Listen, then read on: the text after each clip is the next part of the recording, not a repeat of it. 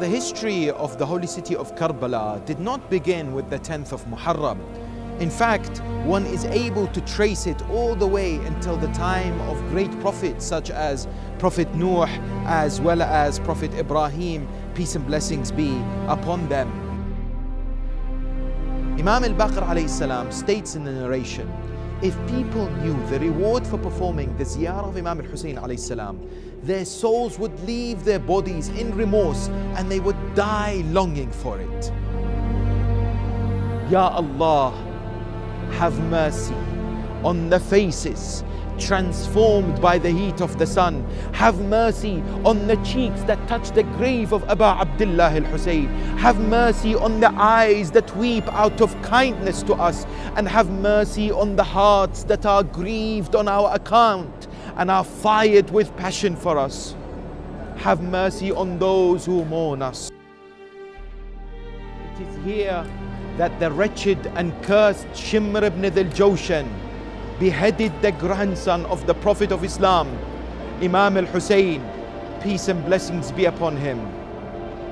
The visitor will notice that it's a few meters away from the actual grave site of the Imam alayhi salam. This is because of the fact that the body of the Imam was trampled under the hooves of the horses and therefore was moved several meters until his place of burial.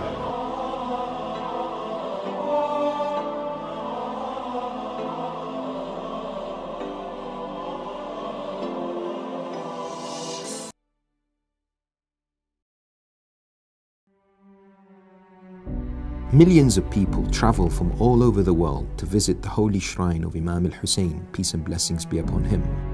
They come to pay their respect and renew their oath of allegiance, showing love, sacrifice, devotion, and dedication. It is the ambition and desire of many to visit this holy city. For hundreds of years, many have braved bans, punishment, distance, as well as other challenges just to be here. What is the root of this tradition? How did it start? Who is buried in the shrine of Imam Al-Husayn and exactly where? And what is their significance to us? What does the dome which sits at the top of the shrine represent? And why is the soil of Karbala so significant today?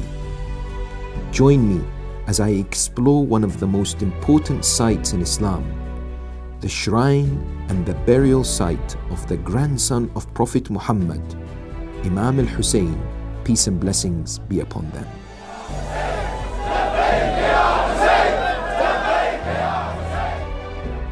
The sheer magnanimity of the shrine of Imam Al-Husayn and the fact that he remains such a focal point for millions of pilgrims was foretold by his loyal sister. Sayyida Zainab alayhi salam, the sister of Imam Al-Husayn, peace and blessings be upon him, once spoke to her nephew, Imam Zain al-Abidin al-Sajjad alayhi salam, regarding the future of the grave of her brother, Imam Al-Husayn, peace be upon him. She said to him, do not be sad for what you see. It is by Allah, I swear, only the announcement that the Almighty Allah has already made to your grandfather as well as your father. Allah has certainly made a covenant with some people who are not known by the tyrants on this earth, but they are well known by the inhabitants of the heavens, that they shall gather these severed organs and these blood-stained bodies to bury them. They shall also hoist in this land, Al-Taf, a flag on tomb of your father, the master of the martyrs. Throughout days and ages, the mark of this tomb shall never be obliterated, and its figure shall not be taken out. Nevertheless, the heads of atheism and the spreaders of deviation shall exert all efforts for obliterating it. Yet this shall make it more and more elevated instead. This great honor, which has been promised by Allah to Imam Al-Husayn, has given even greater importance to his resting site. This is also emphasized by the sayings and traditions of the Ahl al-Bayt, peace and blessings be upon them. When coming to the blessed shrine of Imam Al-Husayn alayhi salam for ziyarah, the visitor needs to appreciate the excellence and the merits of such a journey and such a visitation. Now, the Ziyarat of Imam Husayn alayhi salam has always featured heavily in the teachings of the Ahlul Bayt. To visit the third holy Imam is to obey a command of Allah subhanahu wa ta'ala. Of course, where He commands us to display love and loyalty towards the pure progeny. قُلْ لَا أَسْأَلُكُمْ عَلَيْهِ أَجْرًا إِلَّا الْمَوَدَّةَ فِي الْقُرْبَى, the Holy Quran states. Human beings have a natural tendency to follow those who inspire them. Hence, visiting Imam Al-Husayn alayhi salam is the perfect way to show their connection to him in practical way, as well as fulfill their desire to follow in the footsteps of the grandson of the Prophet. Upon performing a detailed analysis of the numerous narrations, we find over 100 benefits of this ziyarah, both in this dunya, this world, as well as the akhirah. Imam Al-Baqir alayhi salam states in the narration, if people knew the reward for performing the ziyarah of Imam Al-Husayn alayhi salam, their souls would leave their bodies in remorse and they would die longing for it. The narrator said, I asked, what is the reward for going to this ziyarah? Imam alayhi salam replied, Allah subhanahu wa ta'ala will record the reward of 1,000 accepted hajjs, 1,000 accepted umrahs, 1,000 martyrs of Badr, fasting of 1,000 people, 1,000 accepted prostrations, and the reward of freeing 1,000 slaves in the way of Allah for one who goes to the ziyarah of Imam Al-Husayn, longing for him. He will be protected for a whole year from every calamity, the least of which is the shaitan's influence. And Allah will appoint a noble angel to protect him from the front, from behind, from the right and the left, from above and below. If that person dies that year, the Imam states, angels of divine mercy will be present with him. They would bath and shroud him and seek forgiveness for him.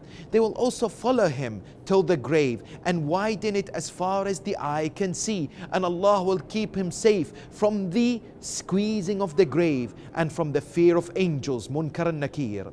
A door will be opened from his grave to paradise. And on the day of Qiyamah, the scroll of deeds will be given to him on the right hand.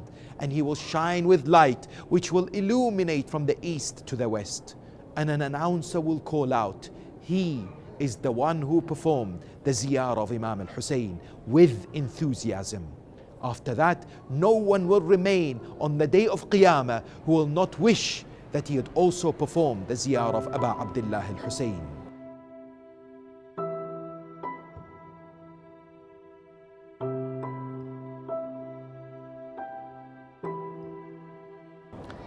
Muawiyah ibn Wahab, a faithful and loyal companion of Imam al-Sadiq salawatullahi wa salamu alayh, narrates that he heard the Imam say once in his prostration, O Lord, you are the one who chose us to receive your bliss, promised us to intercede, granted us the knowledge of what passed and of what remains, made the hearts of some people lean towards us.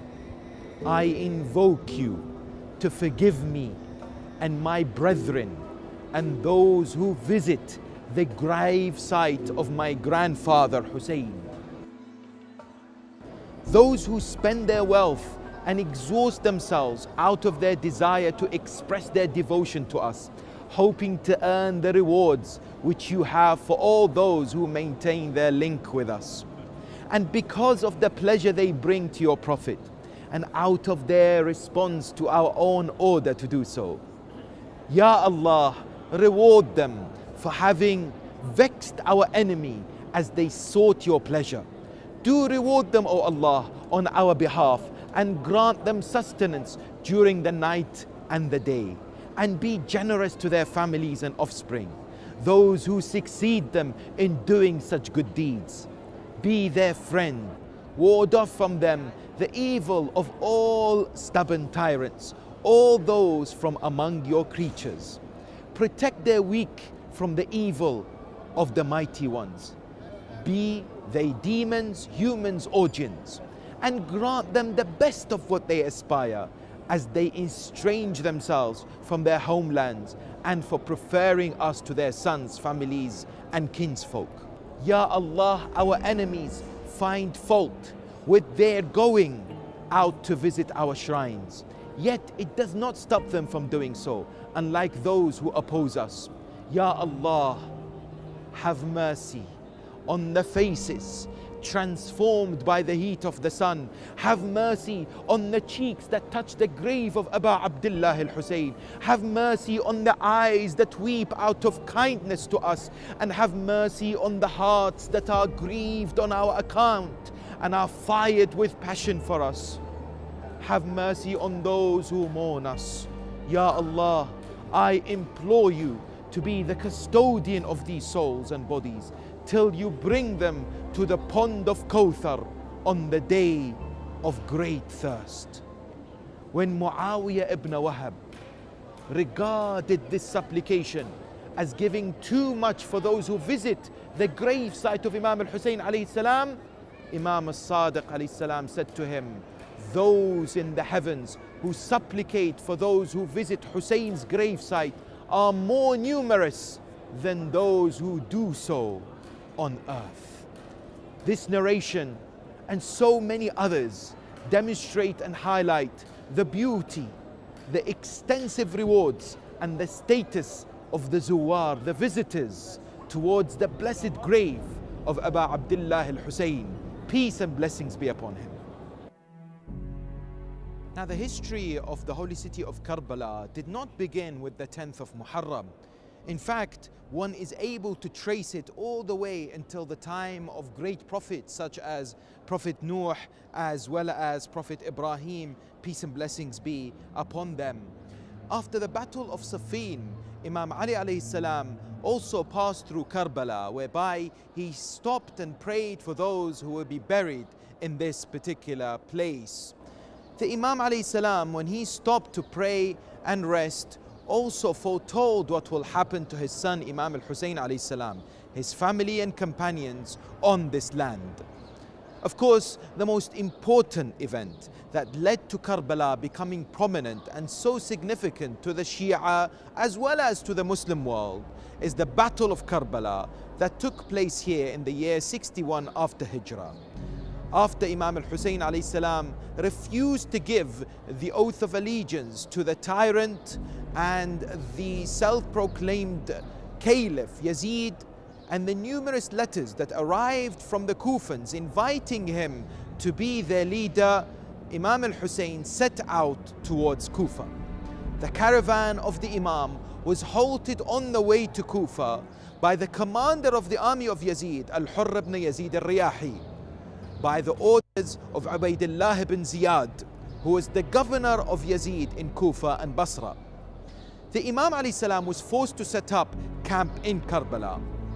On the 10th of Muharram, year 61 AH, October 13, 680, after the caravan of the Imam had been halted there for a few days, a battle between the armies of Imam al-Husayn and the army of Umar ibn Sa'ad on behalf of Yazid as well as Ubaydullah ibn Ziyad commenced.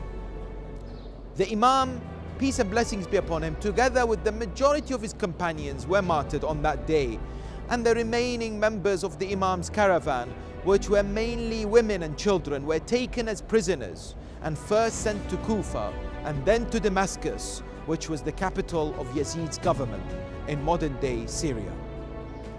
The Battle of Ashura has become the symbol of standing up against injustice and oppression, and has been utilized as inspiration for revolutionary movements throughout the time.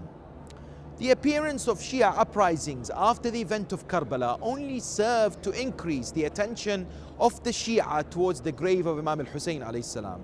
For example, the penitents known as the Tawabun, while on their way to Syria to fight the Umayyads, visited the grave of Imam Al-Husayn and affirmed their allegiance to the way of the Imam. Al-Mukhtar Al-Thaqafi was the first person, in addition to placing a structure upon the grave of Imam alayhi salam, to build a mosque, a masjid, and develop a small village that was formed of a few houses that were built using clay and the trunk and leaves of palm trees. The building of the grave consisted in an area with a ceiling and a mosque with 2 gates. one to the east and one to the west. This was in 66 AH, in other words, 5 years after the tragedy itself. With the increase in the visitors of Imam al-Husayn and the number of inhabitants around the shrine, together with the weakening of the Umayyads and the coming into power of the Abbasids, the development and expansion of Karbala increased dramatically.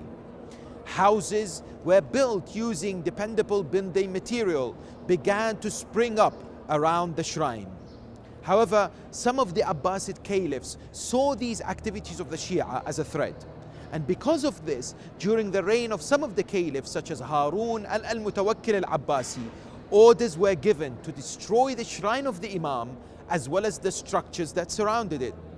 However, even under these circumstances, it can be assumed that the steps taken by the Abbasid caliphs were not successful in dissuading the Shia from making Karbala their place of residence, nor to stop them from coming to Ziyarat.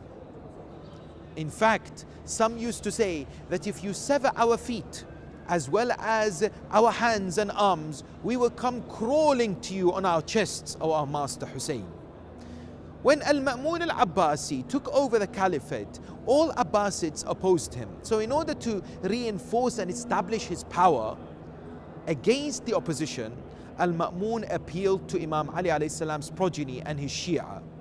He constructed Imam Husayn alayhi salam's mausoleum and allowed the Shia to visit the place as well as the graves of the Imams. The building made at the command of Al-Ma'mun was there until 232 after Hijrah. But when Al-Mutawakkil al-Abbasi took over power, and this man was very much against the Ahl al-Bayt and despised Ali ibn Abi Talib as well as his sons, Al-Mutawakkil ordered the destruction of Imam al-Husayn's mausoleum and submerged it with water. He punished anyone who would come for the visitation and ziyarah, and in fact would impose taxes and large amounts of money for people to pay in order to come here. During the latter periods, many developments took place and the shrine was built and expanded on numerous occasions.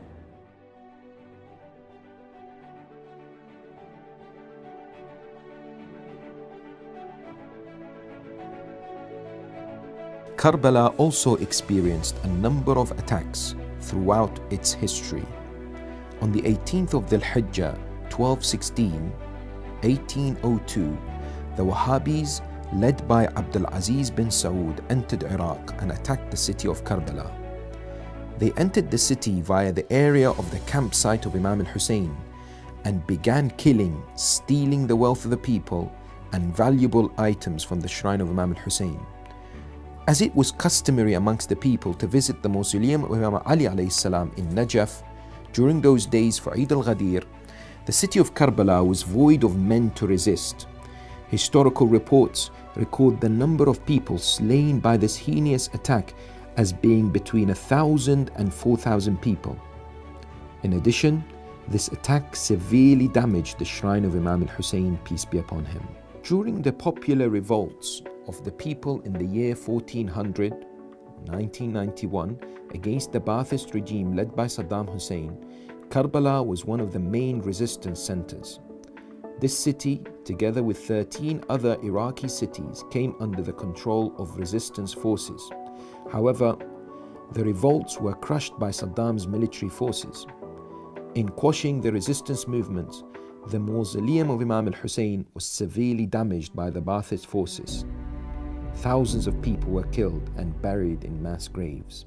An example of the brutality that Karbala witnessed in that year was when Hussein Kamil, Saddam's son-in-law, approached the shrine of Imam al-Husayn with tanks and then ordered a commander of his army from Mosul to fire at the shrine. When this commander refused, citing the fact that at the very least it's a place of worship, Hussein Kamil shot him dead.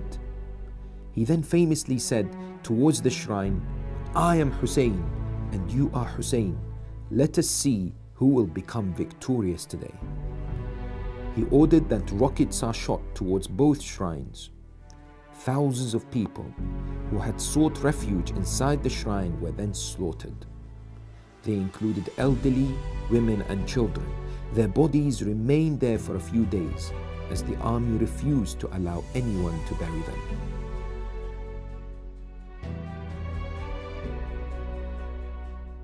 There was much neglect of the shrine by the previous regime until after 2003, where with the guidance and the direction of the highest religious authority in Najaf, the Marji'iyya, the Shrine of Imam Husayn went through a number of improvements, expansions and a number of new and exciting projects.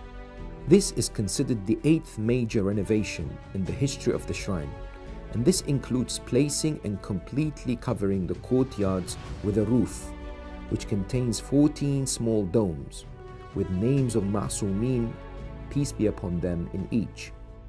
In addition, the shrine is currently expanding into a huge project to build the Sayyida Zainab courtyard, measuring 52,000 square meters across 2 floors, a number of halls and other areas such as libraries and museums, and it will encompass the Tilla Zainabiyya area as well. I want to delve inside the building which hosts the mausoleum of Imam Husayn. Who else is buried there, and exactly where?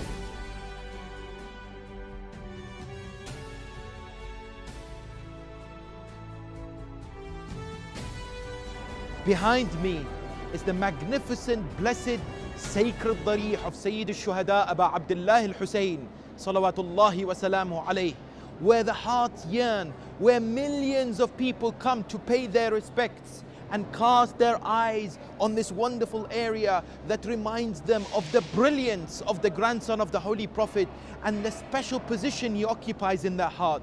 They come here, they greet the darih, they weep, they cry, they beat their chests. This is the place to be, and this is the place to ask Allah subhanahu wa ta'ala for the fulfillment of the wishes. This is a place that shows where Imam al-Husayn alayhi salam, as well as Ali al-Akbar and his 6-month-old infant, are buried. Of course, Ali al-Akbar is next to the feet of his father. Now, before this current darih, the last one was placed in 1938, approximately 8 years ago, by the wife of Shah Nasir ad-Din. The darih was made out of silver and was manufactured in India. It went through considerable damage during the popular uprising of 1991, where Saddam's regime sprayed it with bullets. In 2013, and after 5 years of construction, this new darih was installed in a grand event of celebration. Now, this new darih and mausoleum weighs 12 tons, which includes over 118,000 kilos of gold.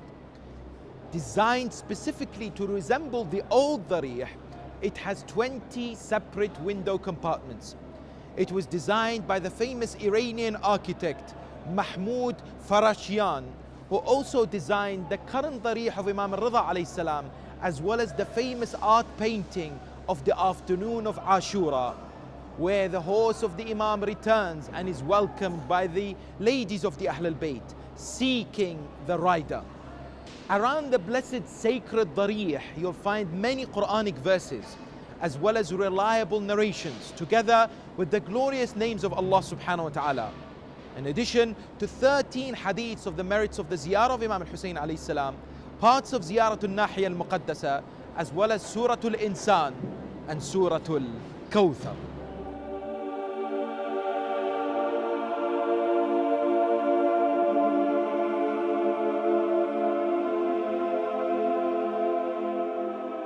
All of the martyrs of Karbala, except Imam al-Husayn alayhi salam, his 2 sons, Abu al-Fadl Abbas, Al-Hurr ibn Yazid al-Riyahi, and Habib ibn Mudahar radwanullahi ta'ala alayhim, are buried near Imam al-Husayn alayhi salam's grave on the southeastern side, just behind me, on an area spanning across all this particular section. Now, these graves are symbolized in a 12-meter chamber with an inlaid box and a silver window. Above the window of the darih, you'll find verses of the Quran from Surah Al-Ahzab, in which Imam al-Husayn alayhi salam used to recite when his companions would leave to go and fight and attain martyrdom. as well as, of course, some of the parts of the Ziyara of the Ansar, the helpers and the companions of Imam Husayn alayhi salam. Made out of silver, this place has two sides that can be accessed. One of them is towards the courtyard section right of Al-Qibla gate. It is likely that they are all buried in an area close to the grave of Imam Al-Husayn alayhi salam. It is vital to note the number of the shuhada, the martyrs listed, as research of scholars have concluded that the number was above 100, not likely to be 72, which is commonly described. Imam Al-Husayn alayhi salam praised his companions brilliantly. He said famously on the eve of Ashura, أما بعد فإني لا أعلم أصحابا أوفى ولا خيرا من أصحابي. Verily, I do not know of better companions who are more loyal and more righteous than mine. And this is reflected in the ziyarah of the companions of Imam Al-Husayn who attained martyrdom on the day of Ashura. This ziyarah is from Imam Al-Sadiq alayhi salam. The ziyarah demonstrates their unwavering support for Abu Abdullah Al-Husayn, for the cause, for the religion of Islam, the support to the Holy Prophet and the Ahlul Bayt. Assalamu alaikum, ya awliya Allah wa ahibba'ah. Peace and blessings be upon them, O the friends of Allah subhanahu wa ta'ala, and whom love the Almighty. Assalamu alaikum, ya asfiya Allah wa awadda'ah. Peace be upon you, O the ones who have been chosen by Allah subhanahu wa ta'ala. Assalamu alaikum ya ansara dinillah. Assalamu alaikum ya ansara rasulillah. Peace be upon you, O the ones who supported and helped the religion of Allah and supported greatly the messenger of God. Assalamu alaikum ya ansara amir al-mu'mineen. Assalamu alaikum ya ansara Fatima sayyidati nisa al-alameen. Assalamu alaikum ya ansara Abi Muhammad al-Hasan ibn Ali al-Wali al-Nasih. Assalamu alaikum ya ansara Abi Abdullah. Peace and blessings be upon you. Why? Because you supported the Prophet of Islam. You supported Amir al-Mu'mineen. You were of great support and assistance towards Fatima, the chief mistress of the women of the world. You were great support to Al-Hasan ibn Ali, and you were magnificent in your loyalty towards Abu Abdullah al-Husayn. بأبي أنتم وأمي طبتم وطابت الأرض التي فيها دفنتم. May myself and my father and my mother be sacrificed for you. You are pure, and may the earth that encompasses your graves be pure too. وفزتم فوزا عظيما فيا ليتني كنت معكم فأفوز معكم. The last part of the ziyarah of the shuhada of Karbala. Each and every one of them could be an exemplary role model for you and I. Is truly important, because the Imam says you have become victorious, and a great success that you have attained. I wish that I was with you so that I will also attain victory. But yes, the visitor coming to pay respects to Shuhada'i Karbala, to the likes of, for example, Zuhair ibn al-Qayn, to the likes of Abis, to the likes of Al-Qasim ibn al-Hasan, Ridwanullahi ta'ala alayhim ajma'een, and all those who gave their lives, who are buried just here behind me on an area close to the grave of Imam Al-Husayn, can relate to them and can say that I wish to be successful like you. I will abide by the principles of struggle and seeking justice and standing against oppression and dhulm. I will abide by the wilayah of the Ahl al-Bayt and the support of the Ahl al-Bayt. I will be patient. I will understand that Allah subhanahu wa ta'ala will examine me and will place me in difficulty.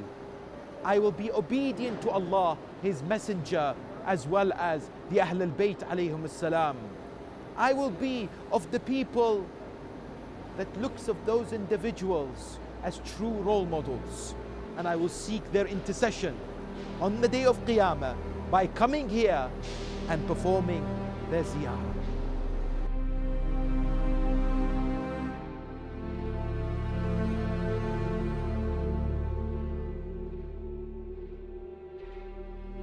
One of the most heartbreaking and truly sorrowful sights inside the shrine of Imam Al-Husayn alayhi salam is Al-Madhbah Al-Husayni, Al-Muqaddas, right behind me. It is here that the wretched and cursed Shimr ibn al-Jawshan beheaded the grandson of the Prophet of Islam, Imam Al-Husayn, peace and blessings be upon him. The visitor will notice that it's a few meters away from the actual grave site of the Imam alayhi salam. This is because of the fact that the body of the Imam was trampled under the hooves of the horses and therefore was moved several meters until his place of burial. This place means much for the lovers of Imam Al-Husayn. They come here and they pay their respects. The heart bleeds with sorrow and grief, remembering the tragedy that the heavens witnessed just here behind me when Shimr sat on the chest of Aba Abdullah. The place has a special chamber with a silver door and a window towards the courtyard on the southwestern side of Habib ibn Mudahir's shrine. Its floor is covered with marble and it has a cellar with a silver door. Recently, 2 sides of Al-Madhbah Al-Husayni have been constructed to facilitate visitation for both men and women.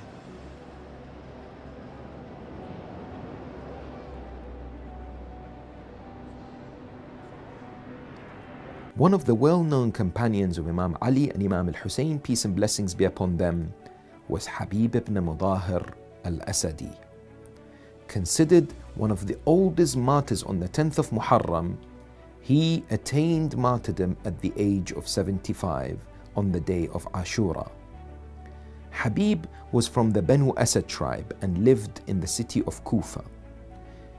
He was one of the people of Kufa who sent letters to Imam Al-Husayn and invited him to the city after Muawiyah's death. However, when he saw the people of Kufa had broken their allegiance to Imam Al-Husayn, he left the city and joined the Imam. Habib was a devout and dedicated believer who spent the nights in the worship of Allah. According to Imam Al-Husayn, he recited the entire Quran every night.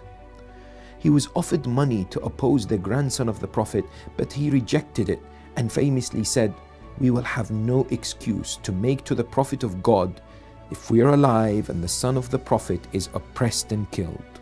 When the tribe of Banu Asad were burying the martyrs of Karbala, they buried Habib ibn Mudahir, who was one of the elders and their trustee, separately and with a distance of 10 meters from Imam Al-Husayn alayhi salam's grave. Later, his tomb was included in Imam Al-Husayn alayhi salam's shrine and is located in the southern porch.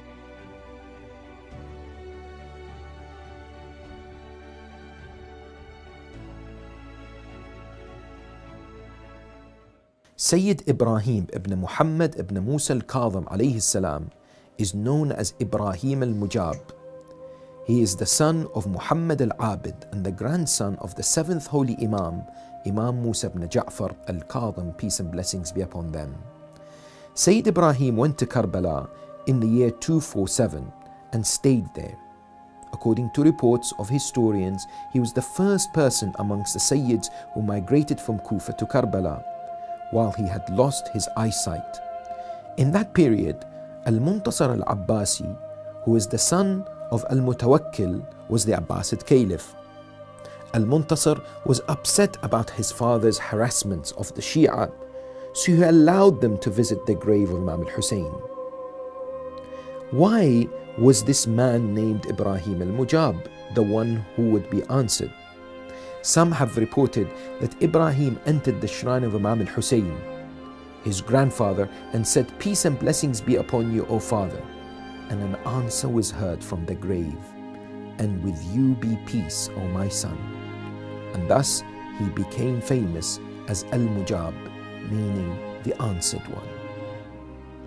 People today not only pay their respects here, but also ask Allah subhanahu wa ta'ala for the fulfillment of their wishes.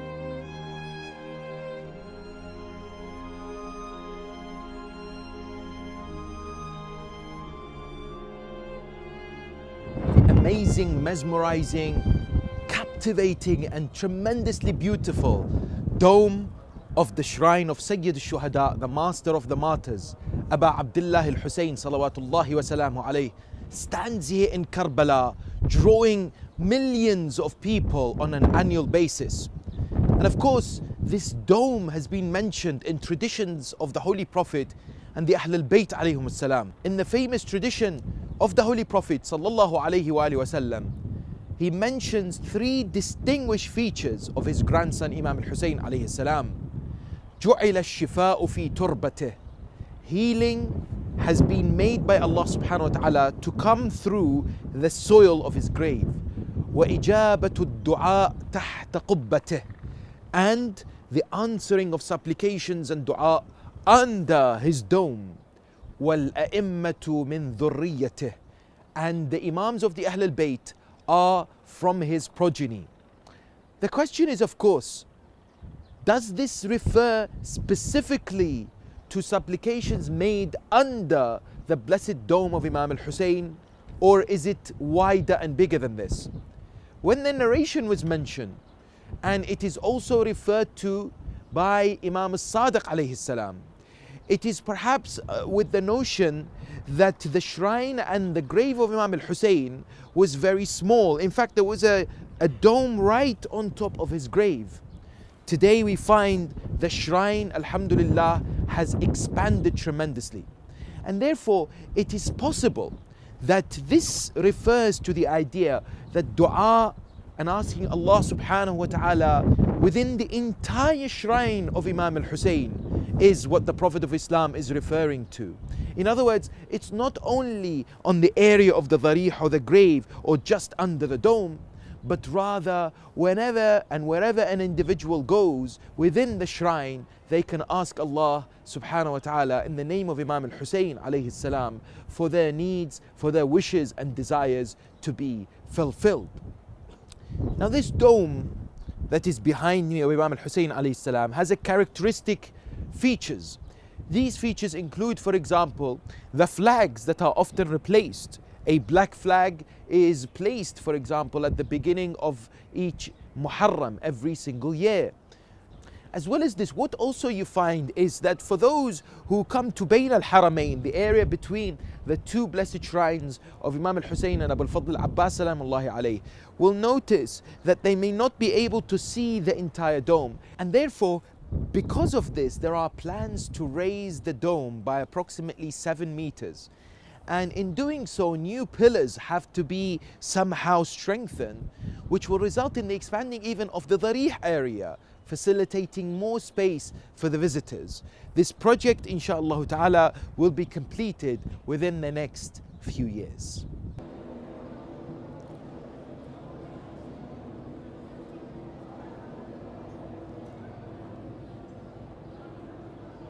Some notable gates of entry towards the shrine of Imam al-Husayn alayhi salam include Bab al-Qibla, the gate of Qibla. Indeed, this is the oldest and the main gate of the courtyard of the shrine. It is called so because it's located in the direction of the Qibla, facing towards the holy Kaaba. Another gate is known as Bab al-Shuhada, the gate of the martyrs. This gate is located between the eastern side on the pilgrim's way to Abu al-Fadl al-Abbas alayhi salam shrine. It is also called after the martyrs of Karbala. Bab al-Sidra, or the gate of Sidar, is located in the furthest point of the northwestern side of the courtyard. And it's called so because of the cedar tree that grew under Imam al-Husayn alayhi salam's grave in the 1st century after Hijrah, by which pilgrims found the location of the grave. That particular tree was uprooted by Harun al-Abbasi in order to remove any signs for people when it comes to the visitation of the grave itself. Babu Salam, the gate of peace, is located in the middle of the northern side, and it is called so because at this gate people used to greet Imam al-Husayn alayhi salam. Behind me is a door known as Babul Ra's al-Sharif, the door of the blessed head, in which the individuals and the visitors, when they enter, they are facing the mausoleum and the dharih, and the direction in which the blessed head of Imam al-Husayn alayhi salam is buried inside.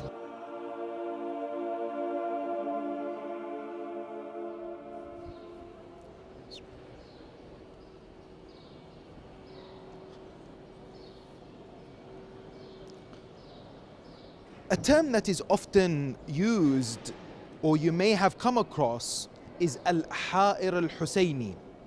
What is this? This is an area around the grave of Imam Al-Husayn alayhi salam, which is used in hadith such as that from Imam Al-Sadiq alayhi salam. There are a number of different views about this place that is called Al-Ha'ir, including the view that after Al-Mutawakkil Al-Abbasi in the year 232, who ruled between 232 and 247, ordered his agents to destroy Imam Al-Husayn alayhi salam's mausoleum and submerge it with water. The water stood still and somehow circulated near the grave and did not encompass it. And hence the water or the area was called Al-Ha'ir, the confused.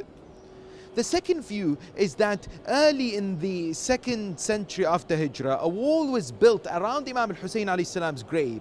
And it seems that the construction of the wall, presumably in the Umayyad period, was aimed at facilitating the inspection of the visitors who was visiting Imam Al-Husayn. A third view takes the word Al-Ha'ir to be a code for Karbala or Imam Al-Husayn alayhi salam's shrine against Umayyad strict rules which stopped the visitation of the shrine.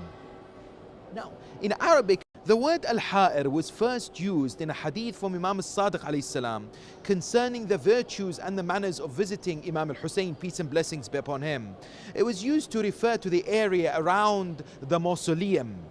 The word was gradually used more frequently by the Shia to refer to the mausoleum and its surrounding area. There are a number of opinions today regarding the confines of the Ha'ir al-Husayni. Number one, some say this is the mausoleum of Imam al-Husayn alayhi salam and the other martyrs of Karbala except the shrine of Abu al-Fadl al-Abbas. Others say this is the shrine with the whole courtyard before its expansion during the Safavid period. Whilst the third opinion states that the Ha'ir is only the room of the grave of Imam Al-Husayn, peace and blessings be upon him.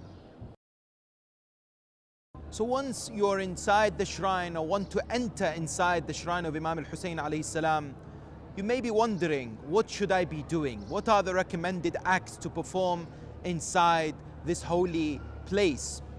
The first thing is, of course, to seek permission to enter, إذن الدخول, especially if we're entering for the first time. This is in recognition of the fact that we have been invited to take part in this blessed ziyarah by Allah subhanahu wa ta'ala, and indeed the Imam that we've come to pay respects to has welcomed us. So we seek permission out of respect, as this is a place that belongs to Allah and one of the houses of Allah subhanahu wa ta'ala, as well as that of the Prophet and his Ahl al-Bayt. Once we're inside, we walk slowly and we try not to be distracted by people. This is the case in any shrine as well, where the focus has to be the remembrance of Allah, the honoring of these holy individuals. We recite the various ziyarahs of Imam Al-Husayn alayhi salam. There are ones such as Ziyarat Warith, Ziyarat Ashura, and there are general ziyarahs. For example, Ziyarat Aminullah, for example, Ziyarat Al-Jami'a Al-Kabira, as well as other supplications that exist as well. We also are highly recommended to recite the Holy Quran inside the shrine. Remember that the Ahl al-Bayt alayhum salam are on par with the Quran. According to Hadith al-Thaqalain, it should be a noble objective of the believer, of the visitor of these holy shrines, especially for Imam al-Husayn and the other Imams alayhim salam, to recite the Quran, to recite it as much as possible and to make it a habit to do so whilst inside the shrine. Let's not forget the holy 12th Imam, Sahib al-Asr wa zaman, Ruhi wa arwahul alameen lahul fida. May Allah hasten his reappearance when we are here within the confines of the shrine of Imam al-Husayn alayhi salam and Shuhada'i Karbala. He mourns like no other. He cries day and night and he sheds tears of blood for Aba Abdullah al-Husayn, salawatullahi wa salamu alayhi. So it's a brilliant place to connect to the holy 12th Imam. Here is also a place to ask Allah subhanahu wa ta'ala for forgiveness of sins, for tawbah. Here it is a great place knowing that Imam alayhi salam welcomed Al-Hurr ibn Yazid al-Riyahi, for example, and Allah forgave his sins. It's a place where the load of the transgressions and dhunub are removed from our shoulders. And indeed, it's a golden opportunity. At this particular shrine, we pledge allegiance to the principles of the Imam alayhi salam. We remember the martyrs of Karbala and their story, seeking inspiration from their lives. For example, Zuhair ibn al-Qayn or Habib ibn Mudahir. We kiss the darih. We seek blessings from the darih, from the doors of the shrine, remembering, of course, not to hurt other zuwar or to inconvenience them. This is a brilliant place for reflection and quality pondering, for tafakkur and tadabbur. How can I be of Ansar al-Husayn, the helpers of Husayn? How can I be an agent for spreading his universal message? How can I be an exemplar as far as peace and love and coexistence is concerned? How can I stand against oppression and injustice? How can I speak the truth? How can I conduct my life in accordance to the teachings of the Ahl al-Bayt? What is wrong with me? Why am I not connecting to Allah? Why am I not progressing in my life? These and many other questions. Sit in a corner of the shrine and ponder and reflect. Use this amazing atmosphere for your own advantage.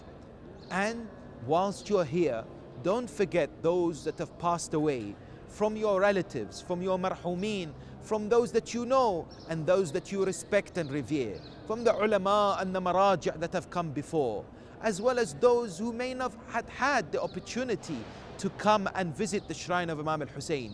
Recite Surah Fatiha for them, recite a 2 rak'ah salah for their souls, and recite perhaps a ziyarah and a Quran recitation so that they benefit as well. In addition, you can perform ziyarah on behalf of others who may still be alive, your family or friends. Make an intention, mention their name, and recite the ziyarah on their behalf, and they will surely attain benefit and reward.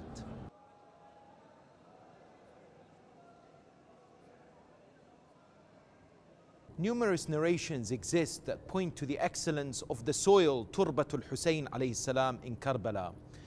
This all started, of course, from the emphasis by the very holy Prophet of Islam, Muhammad sallallahu alayhi wa alihi wasallam, and what he mentioned about the soil of Imam Al-Husayn alayhi salam's grave. In, for example, Musnad Ahmad ibn Hanbal, the narration is stated where Imam Al-Husayn alayhi salam, when he was young, he went inside the house of the Holy Prophet. And Salama then saw Imam alayhi salam on the lap of the Holy Prophet of Islam, and the Prophet is crying. He said to Salama that the angel Jibreel had descended and informed him that the Ummah was shed the blood of his grandson, and that he gave Salama some soil of Karbala and said, when this soil turns into red, know that my grandson Hussein will be slaughtered. Even Imam Ali alayhi salam picked up the soil of Karbala on his way to Siffin.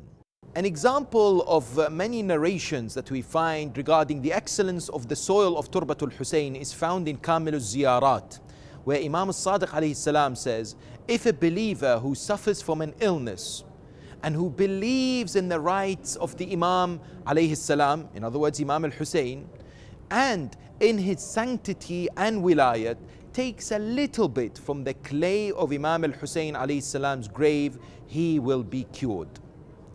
In performing salah, it is recommended to perform sajda on the soil of Imam Al-Husayn alayhi salam's grave. Such a prayer is more rewarding. Imam As-Sajjad alayhi salam, according to narrations, was the first to do so, followed by Imam As-Sadiq alayhi salam, where they would use the soil from the grave of Imam Al-Husayn to perform sajda to Allah subhanahu wa ta'ala on. It is forbidden to eat any kind of soil except for a little bit of Imam Al-Husayn alayhi salam's soil for only healing purposes. It is also recommended to place a little bit of the soil under the tongue of the newborn babies in a process known as tahannuk. In addition, it's obligatory to respect Imam Al-Husayn alayhi salam's soil. And it is forbidden to disrespect it in any way. For example, making it dirty, throwing it to disrespectful places. And if it is thrown in a disrespectful place, it should be taken out. It is also recommended to put some soil of Imam al-Husayn's grave in the corpse and in the taboot of someone who's passed away before burying them, and sometimes mixing it with the camphor in the tahneet of the process when it comes to the shrouding. It is mustahab, recommended, to smell, to kiss the soil, and to rub it over one's eyes. It is rewarding to touch the soil and rub it over all the parts of the body. It's also recommended to mention Allah subhanahu wa ta'ala with a tasbih and to remember Him with a bead, prayer bead, whose beads are made up of Imam al-Husayn alayhi salam's soil. Even carrying such a tasbih is highly rewarding. But of course, the question is, what is the boundary of the actual Turbatul Husayn? Many people who come to Karbala will see the soil being sold in many shops or being given by certain individuals. What constitutes the actual soil that brings about so much benefit and reward and has so much tremendous emphasis in narrations? Well, of course, different narrations exist. Some say from a few meters from the grave of the Imam. Some say up till 44 kilometers from the actual grave of the Imam. Many scholars and modern day jurists are of the opinion that the closer the soil is to the grave of the Imam alayhi salam, the better and indeed the more beneficial it will become. If the soil is taken from anywhere in Karbala, it could be bought and placed under the dome, for example, or in the shrine, and inshallah ta'ala, it will have some great benefits too. And it's very interesting that some scholars have indeed mentioned the spiritual elements of the soil of Imam al-Husayn, remembering that this is the actual soil that witnessed the tragedy of the 10th of Muharram. As Ziyarat is highly recommended to keep us focused on the Husayni movement, for it to stay alive in our hearts and thoughts so we can live our lives by its principles and ensure that seeking justice and standing against oppression is not forgotten. When we come to take the soil, it reminds us of this very important journey and process of self-reflection, self-scrutinization, and seeking to be inspired by the light of Husayn, by the power of Husayn, by the magnificent impact of the name Husayn, which has trembled the throne of tyrants, that has given so much light and hope to many people around the world to stand up for their rights and to speak the truth.